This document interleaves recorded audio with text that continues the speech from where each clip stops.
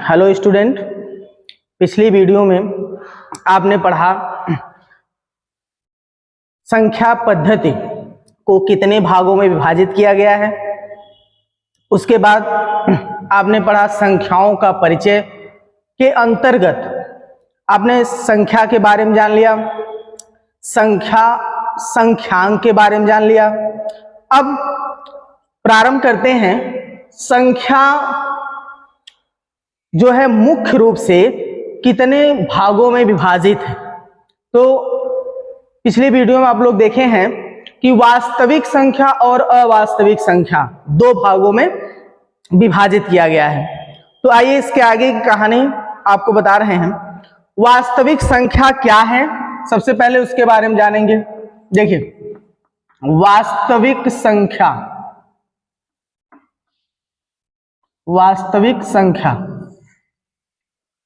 किसी गणितीय प्रश्न को, वास्तविक संख्या क्या है, किसी गणितीय प्रश्न को हल करने पर जो आंकिक मान यानी अंकों में जो मान प्राप्त होता है उसे वास्तविक संख्या कहते हैं। इसकी परिभाषा ऐसे बना सकते हैं, आप कह सकते हैं कि गणितीय प्रश्नों को हल करने के पश्चात या बाद में या परिणाम स्वरूप जो अंकीय मान यानी अंकों में जो मान आता है उसे हम वास्तविक संख्या कहते हैं।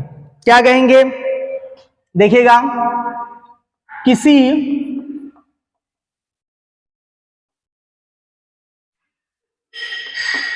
गणितीय प्रश्न को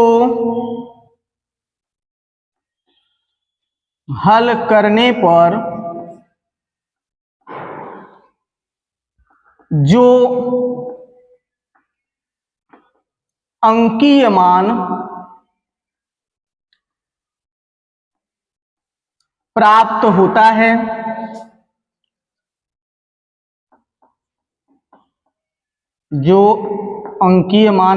होता है उसे वास्तविक संख्या कहते हैं। वास्तविक संख्या कहते हैं, उसे वास्तविक संख्या कहते हैं। जैसे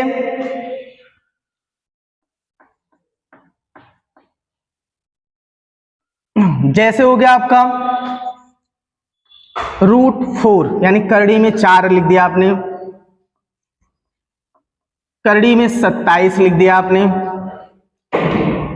25 हो गया आपका, ठीक, 52 हो गया आदि। इस प्रकार के जो अंक हैं इनको हम कहते हैं वास्तविक संख्या। अब आते हैं अवास्तविक संख्या पर। अवास्तविक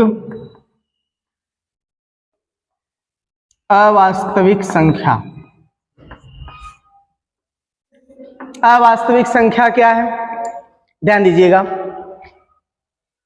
अवास्तविक संख्या या कह सकते हैं अपरिभाषित संख्या, यानी वे संख्याएं जिनको परिभाषित नहीं किया जा सकता उन्हें अवास्तविक संख्या कहते हैं। क्या, वे संख्याएं जिनको परिभाषित नहीं किया जा सकता अवास्तविक संख्याएं कहलाते हैं।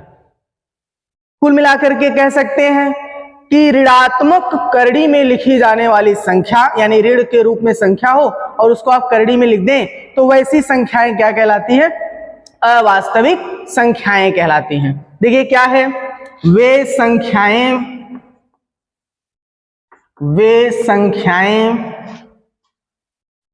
जिन्हें परिभाषित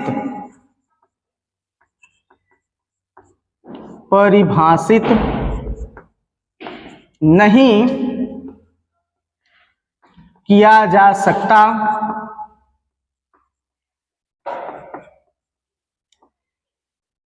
सकता है उन्हें अवास्तविक संख्याएं कहते हैं। उन्हें अवास्तविक संख्याएं कहते हैं।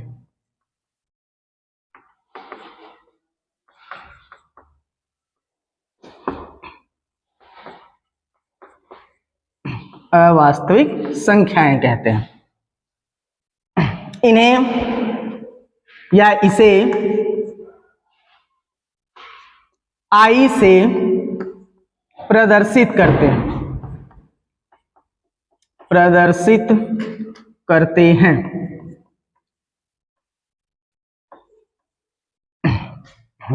देखिए आई इक्वल टू हो गया आपका करड़ी में -4 कामा -5 करड़ी में 3/2, ऐसे ही और भी होंगे आपके आदि।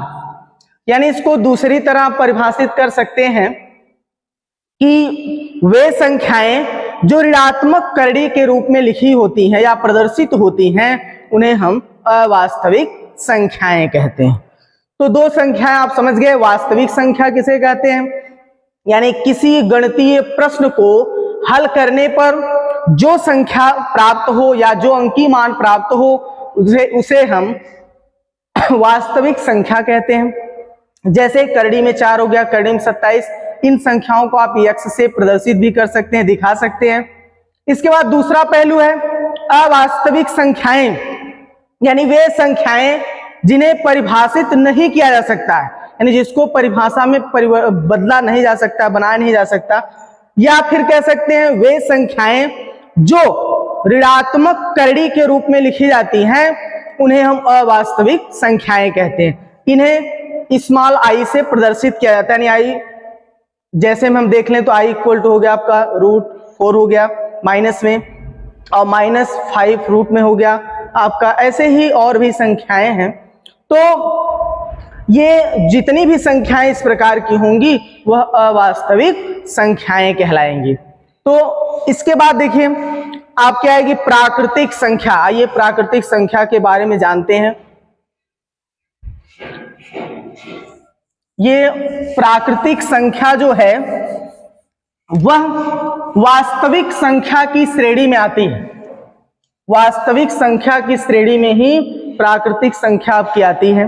देखिएगा इसकी श्रेणी में ही पहले नंबर पर है प्राकृतिक संख्या, नेचुरल नंबर। अब देखिएगा प्राकृतिक संख्या क्या है, समझिए इसको कैसे परिभाषित करेंगे। वे संख्याएं जो 1 से प्रारंभ होकर अनंत तक चलती हैं या 1 से प्रारंभ होकर अनंत तक लिखी जा सकती हैं उन्हें प्राकृतिक संख्या कहते हैं। फिर से सुन लीजिए, वे संख्याएं जिन्हें 1 से प्रारंभ कर अनंत तक लिख सकते हैं या वे संख्याएं जो 1 से प्रारंभ होकर अनंत तक चलती हैं उन्हें हम प्राकृतिक संख्या कहते हैं। क्या कहेंगे, वे संख्याएं जो 1 से प्रारंभ होकर अनंत तक चलती हैं या लिखी जा सकती हैं या लिखी जा सकती हैं उन्हें प्राकृतिक संख्या कहते हैं। उन्हें प्राकृतिक संख्या कहते हैं।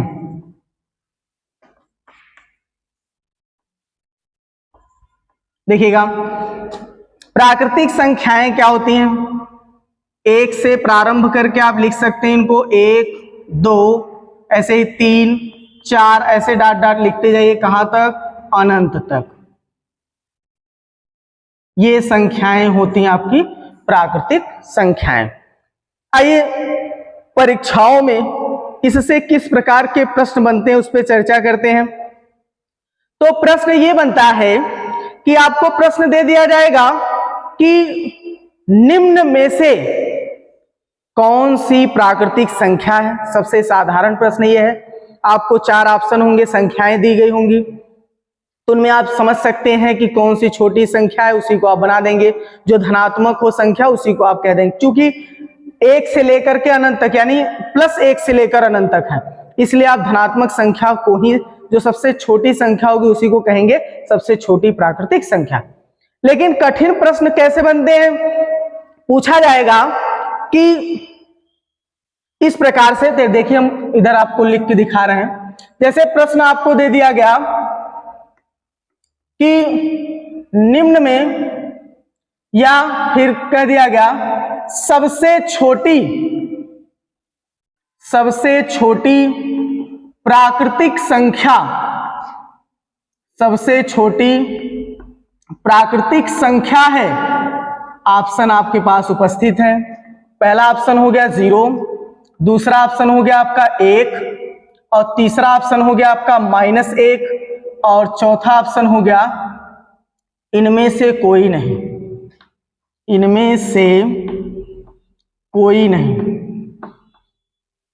तो किस प्रकार आप समझेंगे, देखिएगा सबसे छोटी प्राकृतिक संख्या, क्योंकि प्राकृतिक संख्या जो है ना वो एक ही से तो शुरू हो रही है ना, इसलिए आप क्या कहेंगे, सबसे छोटी प्राकृतिक संख्या क्या है, 1 है।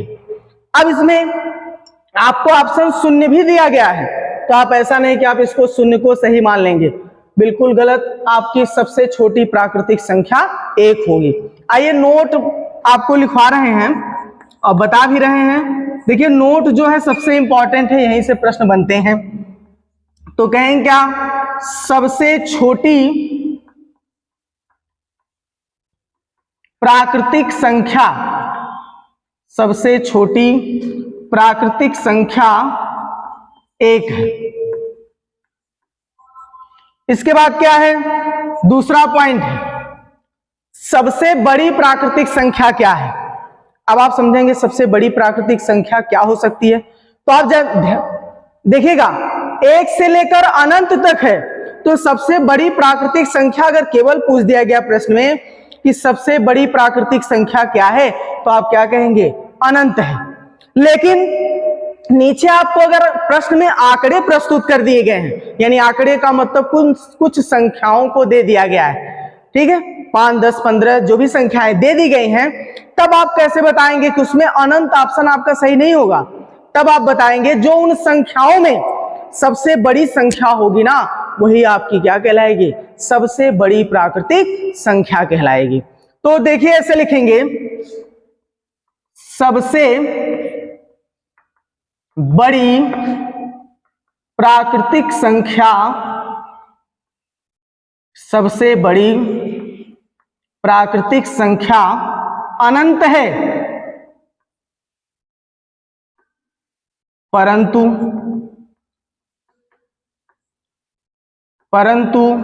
यदि आंकड़े दिए गए हों तो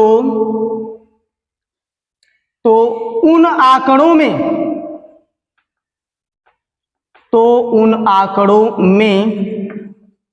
सबसे बड़ी संख्या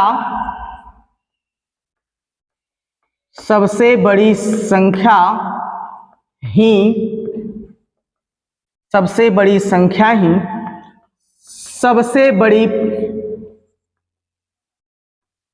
बड़ी प्राकृतिक संख्या है, प्राकृतिक संख्या है।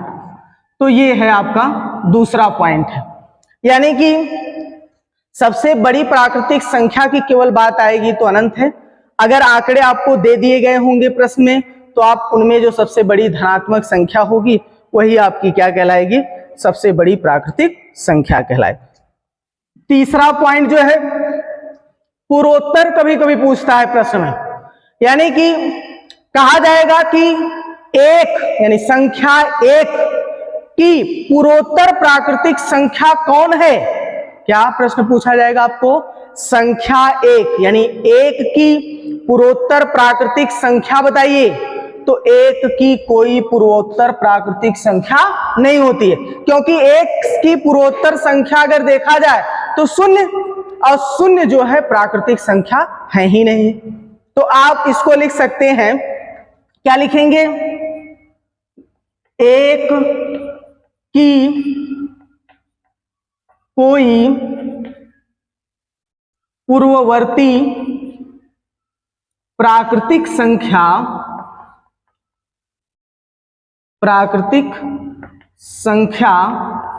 नहीं है। एक की कोई